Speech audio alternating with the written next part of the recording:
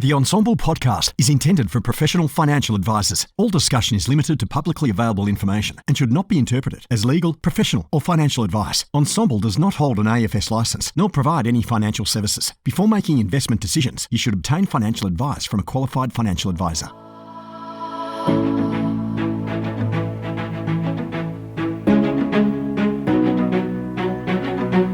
Hey guys, it's Ben Nash here. I'm one of the co-founders at Ensemble and founder of financial advice company Pivot Wealth, which is my business baby I started from scratch a little bit over 7 years ago. In that time, I've leveraged some of the learnings of the Ensemble community to scale the business to become one of the better known financial advice companies for high income accumulators in Australia. And through this podcast, you can join me each Tuesday as I have the absolute privilege of interviewing some amazing people where I'm going to selfishly be able to learn and continue my journey to improve every area of my advice business. Hopefully you can learn a few things on that journey as well. Jump over to ensemble.com, and if you haven't already signed up, to learn and share from others, or simply download the app. This podcast is proudly sponsored by NetWealth. Imagine a world where you can offer clients access to local and international investments. A world where you can engage with clients meaningfully, backed by powerful data and insights with mobile-friendly technology. A world where you can build business efficiencies through scaled managed accounts and bulk reporting. And a world where you can get all the latest news, research and insights to spot the changes that really matter. Wealth is more than just money. It's about opportunity and progress. A world of opportunity awaits you at netwealth.com.au/woo. Hey guys, Ben Nash from the Ensemble team, and today I'm here with Chris Morcom. Chris is a partner and wealth advisor at Hewison Private Wealth. Chris, great to have you here, mate. Thanks, Ben. Thanks very much. I thought a good place to start is really just your advice journey and how you've ended up where you are today. Sure. I suppose I started advising back in 1997, but part of my journey began before that, where I graduated from university in the middle of the recession we had to have. So it was a bit of a potted journey, and it was through a mentor that I got introduced to the founder of our business, John Hewison, in 97. And by then I'd pretty much completed my CPA qualifications. So then some more study to finish and qualify my certified financial planning qualifications ensued. And I think it was after 2.5 years or so, I was advising, and it coincided when John was chair of the Financial Planning Association. So it was actually a really interesting year where he wasn't around much, and I ended up taking the lead role in a lot of new clients that year, and probably a bit of a baptism of fire, but managed to not make any major errors, but probably learned a lot about meetings and how to get the best out of clients and the best information for clients. And probably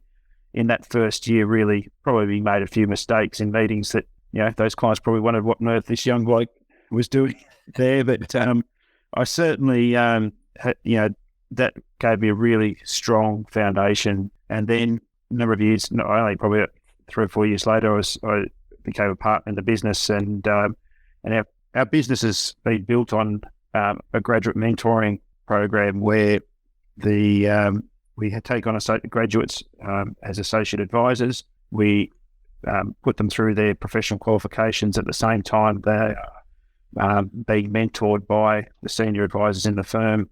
And then once they've finished their professional qualifications and we deem them ready to be put in front of clients, we transition some clients to them, and they start building out their own client base. And that, I was the first cab off that rank, and my business partners came shortly after, and we're now on to the 4th generation of associates coming through.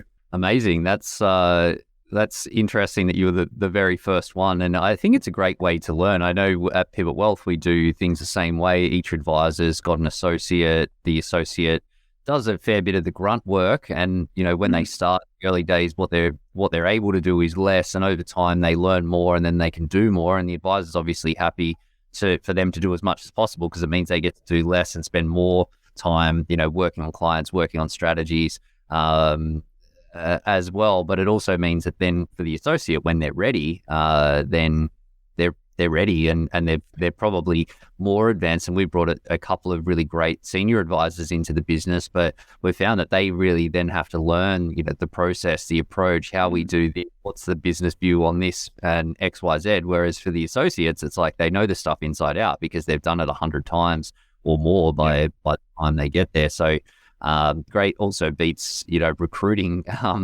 as well.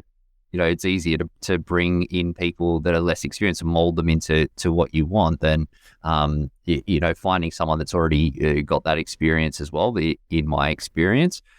Chris, what does the typical client look like for you guys and for you specifically within the business? I know you guys work with a range. Yeah, so we've got obviously a wide range of experience in our advice team. So for someone like myself who's been doing this for 25 years, my main focus is clients with investable wealth beyond $1 million. But generally speaking, the clients I'm talking to probably have 3 million plus that we look after. But our business target is for targets those people, those individuals and families with $1 million investable wealth and above, or have a high income are going to get there in a reasonable time. One of the things I probably need to explain is that our practice is multi-generational. So some of the clients that we're looking after today, their grandparents initially started as clients. And so we have a strong focus in our business of making sure that when we're talking to an individual or a family, that we're making sure we're looking after the next generations so that when the time comes for the transfer of wealth, we can help the family do that in a way that's cost efficient, tax efficient, and achieves everyone's goals and objectives, but also help the family through discussions around things like, if there's a significant amount of wealth, how that transfer of wealth can be done in a way that, doesn't mean that little Johnny or Jenny is never working again, but they've still got a bit of a drive to do well. Interesting, no doubt. How do you practically incorporate that into conversations? Because obviously the intergenerational wealth transfer, huge opportunity out there at the moment. People retiring, going to the next generation. How do you guys bake it in? Yeah, look, it starts off. Obviously the first thing to do is to look after the clients who are sitting in front of you. That's obviously the first thing you have to do.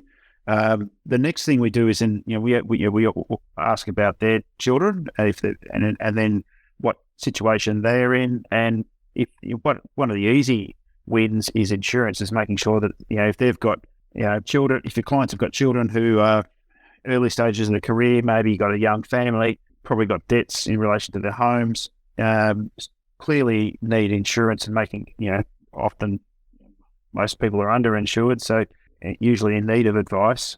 And we always talk to our clients from the perspective of, well, look, if your son or daughter was to have something happen which meant they couldn't financially meet their needs, you're probably going to be required to tip money in to help them along. You're not going to sit back and watch them flounder. So that's going to then put at risk your retirement planning. So we often talk to the parents about, well, would you like to fund the first couple of years of insurance premiums to get them going, and so they can see the benefits of it? And often the families will share the cost of that insurance. So it's a conversation we start right at the very start when we're talking to our clients, and just making sure that, well, don't forget that whatever happens to your children's probably going to impact on you. So let's talk about that now. And what about for wealth transfer specifically? Like obviously it's a bit of a tricky one. Like how do you guys tackle that? Yeah. Well, particularly with the significant levels of wealth, sort of 15, 20 million plus, it's an active conversation, because those clients are, it's one thing that is worrying them. They want to know, well, how is this going to happen? What's going to happen if I die? Who's going to get access to the money? How can we protect it? And so we have those, it's an ongoing conversation, and particularly around the estate planning. And we have a lot of conversations around estate planning in that context. And then there'll become a point where, particularly with some families, what we've done is, rather than the children go off and borrow money from a bank to fund their first home, they'll borrow money perhaps from the family trust, and there'll be a secured mortgage arrangement, and we sort of facilitate that, so that the children aren't getting necessarily free money, but and the trust is protected in case something happens through the mortgage arrangements. It's all documented, and the lawyers are all involved in this. but it certainly keeps the wealth within the family rather than out to external parties. And that's another strategy we've used as well. The final strategy that we do use is, and it's a live one with a client at the moment, is they've got teenage children, and they've had a sale of a business that's done better than they could have thought, and they're looking at the amount of money, and the comment was, well, how much is enough? And they've got way more capital than they need to meet their needs.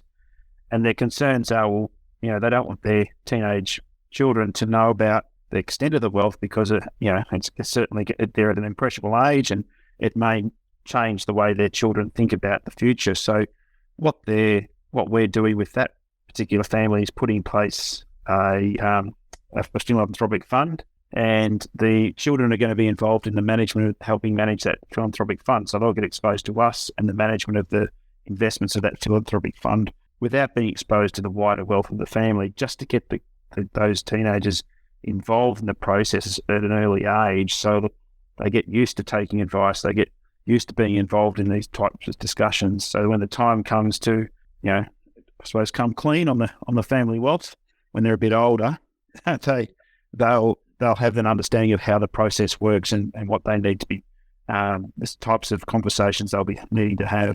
I like it. And it also, I like the idea of shielding them from the wealth. It's, we have only probably in the last couple of years started dealing with a few more clients that have the more significant levels of wealth. And I think you're absolutely right that it does change the way that people think about things, or it has the risk of doing that as well. So definitely a good strategy.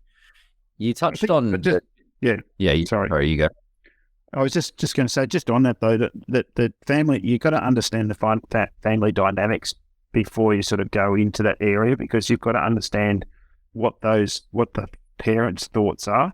I've got one particular situation where the parent is not willing to part with any of their cash until they die, and so even though that person knows there's perhaps need in her children's lives for the cash, they're not going to part with it until they die. And it's an interesting dance. And in the end, it's not my money, it's their money.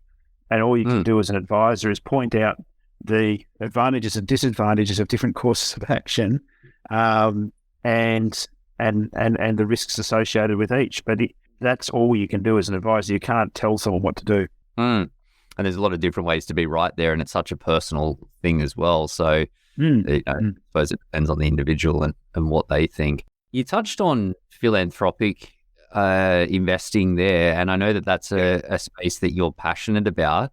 How has that all come about? Yeah, well, that goes back to the early 2000s when what used to be called prescribed private funds, but they're now PAFs, private ancillary funds. They came into being in the early 2000s to help Australians keep more money. And when I first came across them, I thought there was a great degree of similarity between them and self-managed super funds in terms of the requirements of having to manage them, I suppose.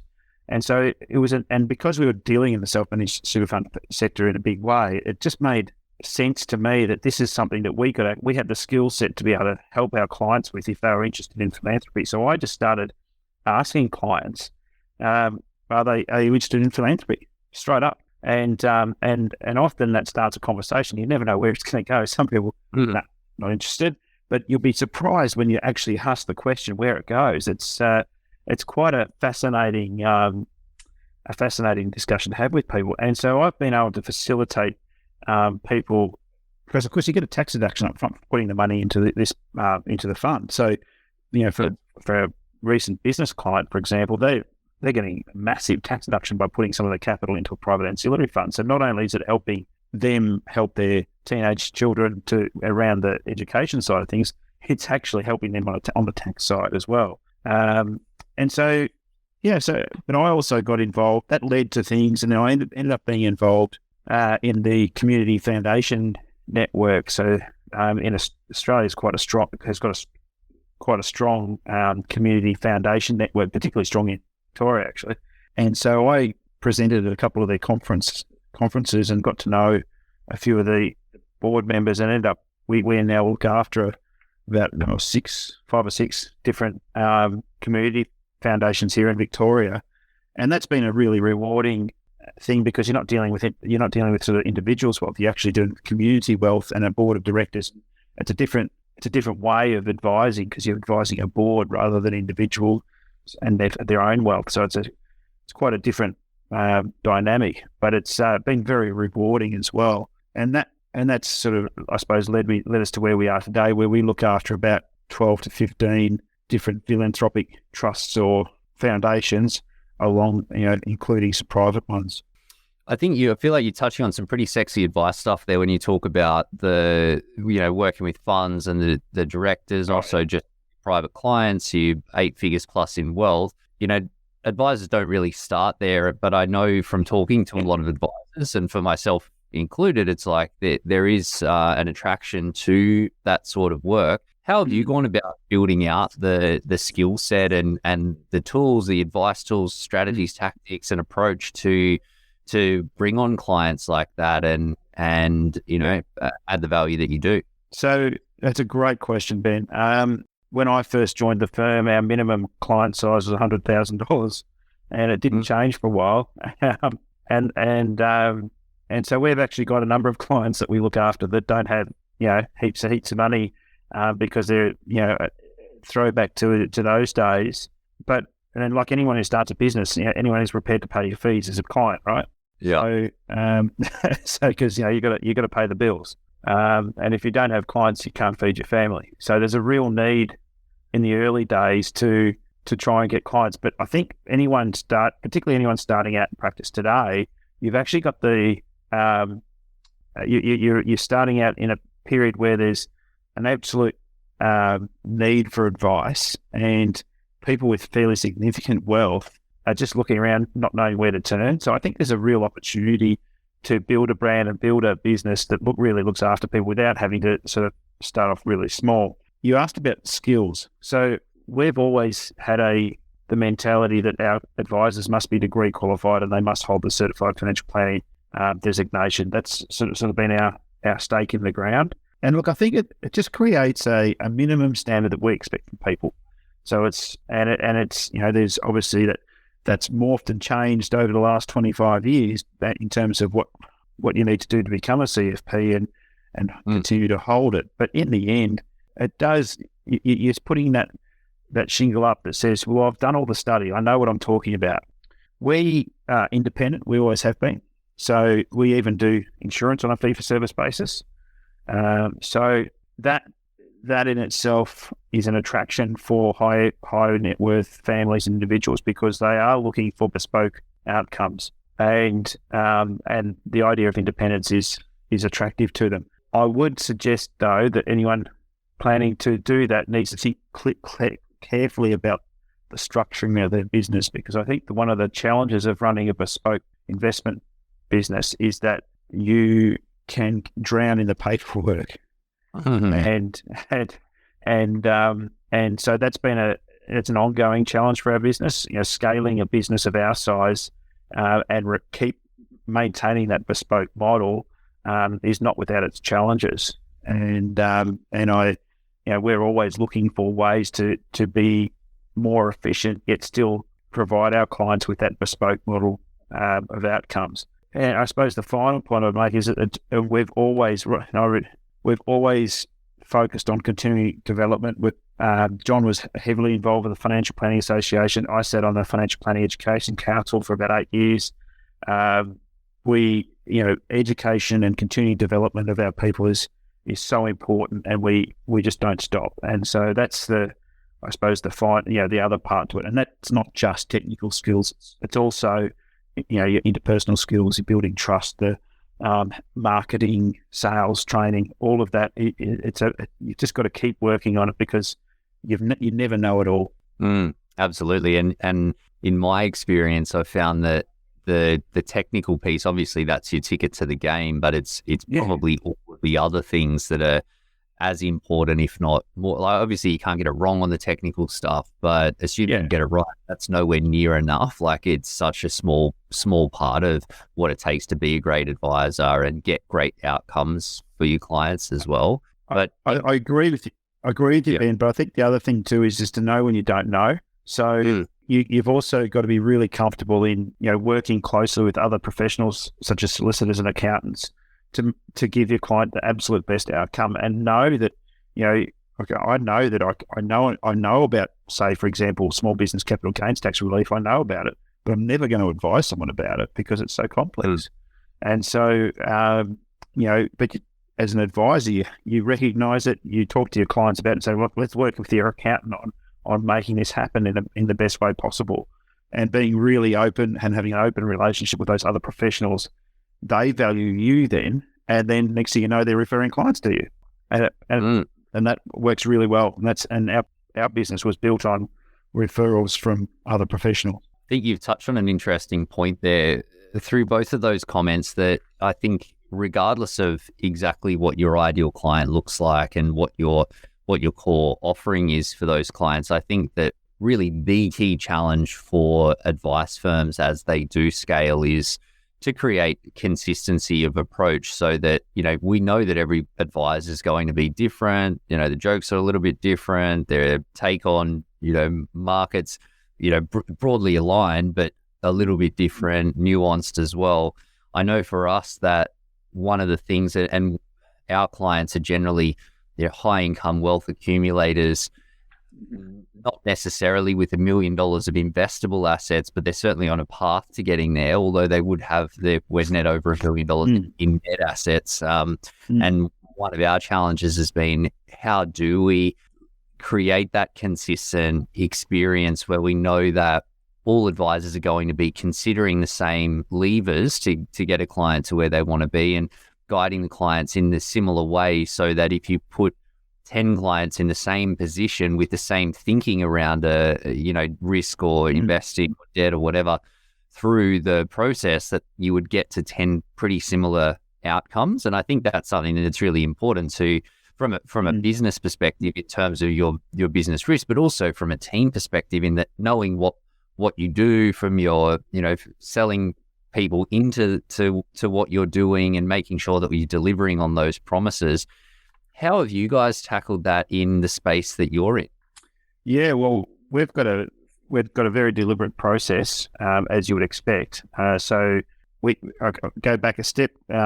Every year we have a staff conference. We close the office for 2 days, take the staff off site somewhere nice, and we review aspects of the business. And each conference has a different focus. So one year it might be on personal development of the staff and communication. Another one might be looking at our systems and processes. Another one might be market, whatever aspect is the big issue for that year. That's what we focus on. And we used to actually have 2 a year back in the day, which was quite extraordinary, but it did drive a lot of innovation and change in the business. And the one thing we worked on some years ago was documenting the process that a client goes through from the day they first contact our business to the day they are an ongoing client. And that was a really challenging and interesting thing, because once you've gone through that process, you can see, and you've documented, you can see where things can be improved. But once you've got a standardized process and everyone agrees that that's the process, then every client gets the same sort of experience.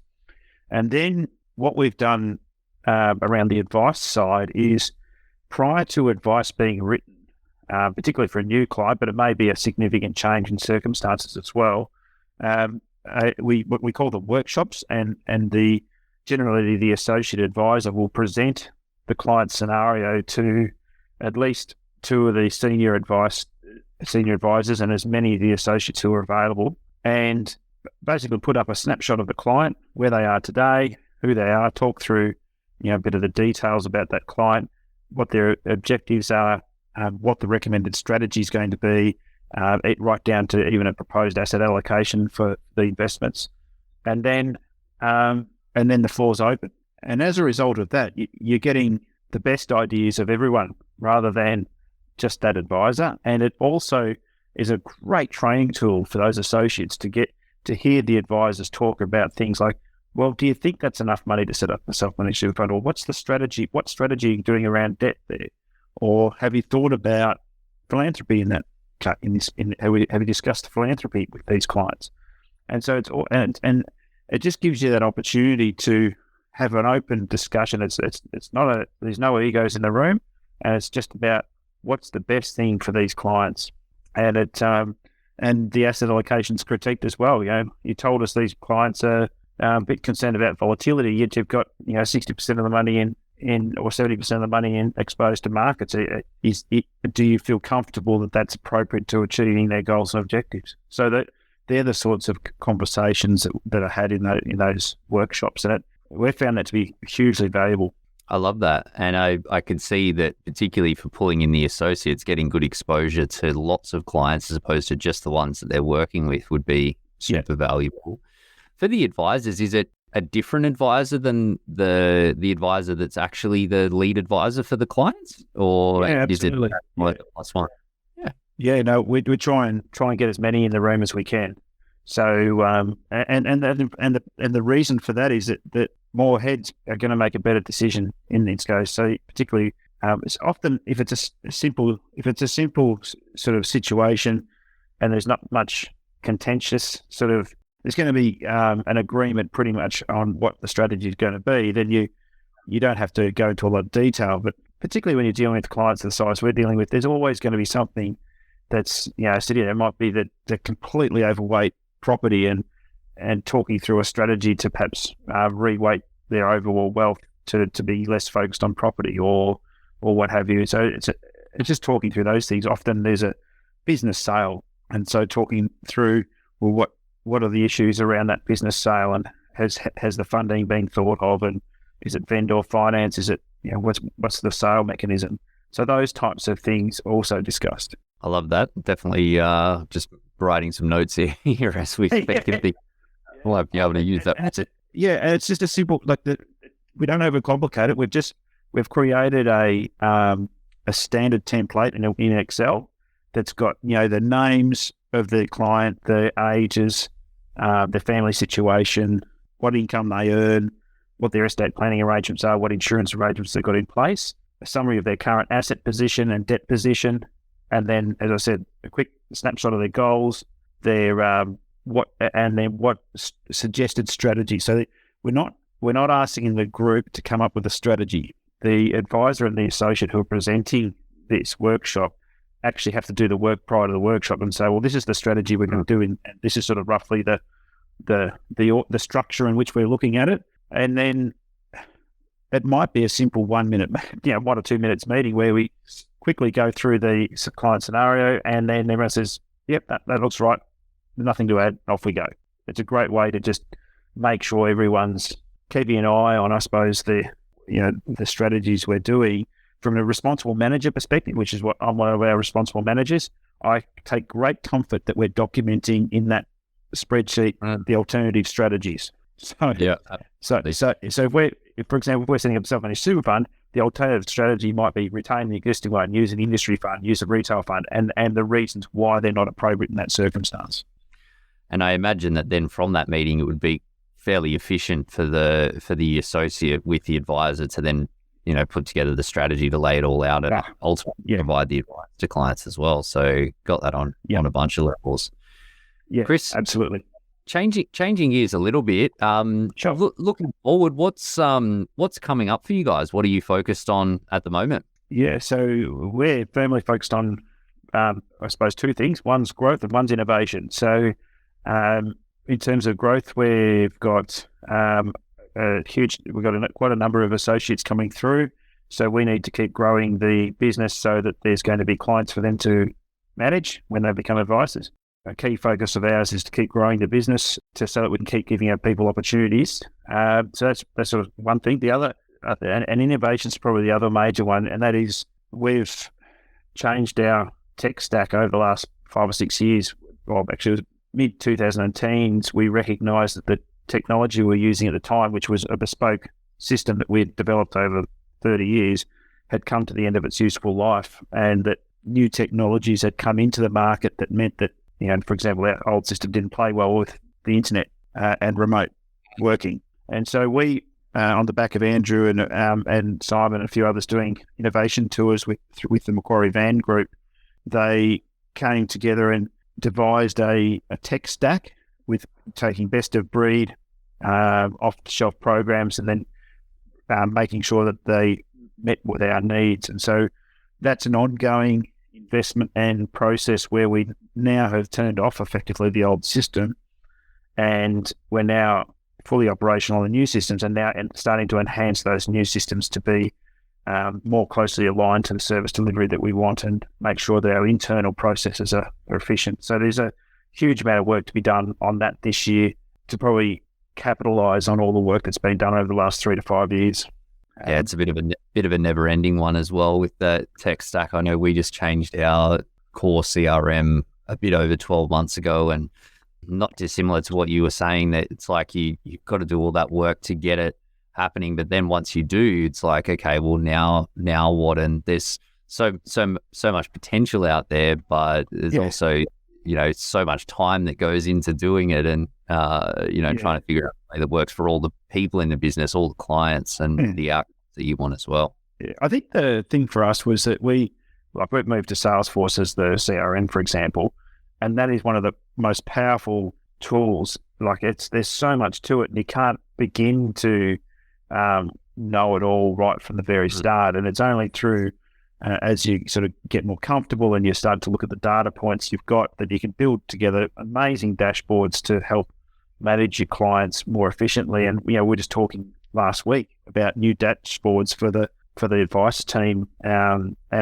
making sure that the key information is just at your fingertips all the time. And that's just it's just gold the way it's so malleable.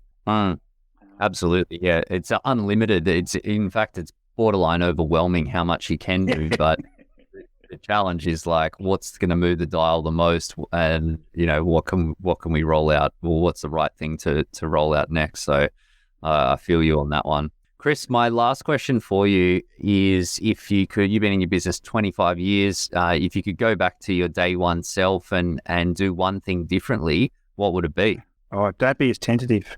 I probably underestimated the value that I bring to people. The reason I love what I do and the reason I keep doing it is because I like to help people, and financial planning is a wonderful juncture of the business side of stuff, which I enjoy, and the financial metrics and all that. That's interesting, and but just doing that without having any impact on someone would be boring. And the other side of the coin is just helping people, but not the financial stuff. And that's what my wife does as a financial counsellor. And hats off to financial counsellors. There's no way I could do that either, because it's just all consuming. But it's just it's pretty hard work. So we're really, really, really lucky as financial planners, is that we get to marry the two, and we get to utilise our skills to get people in a better situation and help them, and reach their goals and dreams. And for me, there's nothing better. And so that's right. Back yourself more earlier so you can do more of that. So just backing myself earlier. So, being more confident in my skills and abilities, and perhaps not being as shy about what we can do for people, and I purposely use the word we, because there's no way I can do it all. It's, we've got a whole team of people that mean we can do what we can do. And I think that's the really empowering part of it all. I love it. I think it's really easy when you sometimes get too close to it that you're focused on, we're helping people with this strategy or this technical piece. But sometimes when you take a step back and go, well, what is the value and what are we doing? You see that it does change people's lives. And I know for me as an advisor, I feel privileged to do that every day. We've all got this. Look, every advisor who's been doing it for 5 years plus has a story in their back pocket of a particular situation where they know that the individual or family would have just been in an absolute mess without the advisor's help and assistance. And I just think that that's the sort of thing that you, as advisors, need. As advisors, we need to make sure that we're talking about that value as with each other and with the greater public, because that's what will drive people to seek out advice.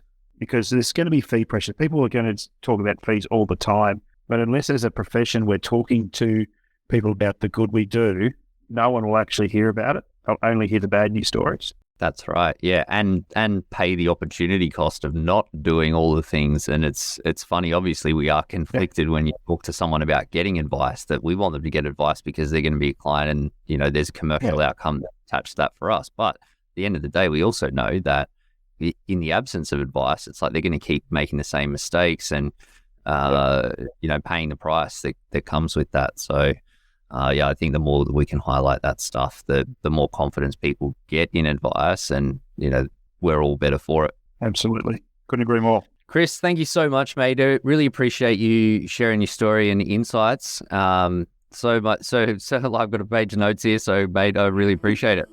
No worries, Ben. Happy to be part of this, and thanks for the opportunity to have a chat. Cheers, guys. We'll catch you next time.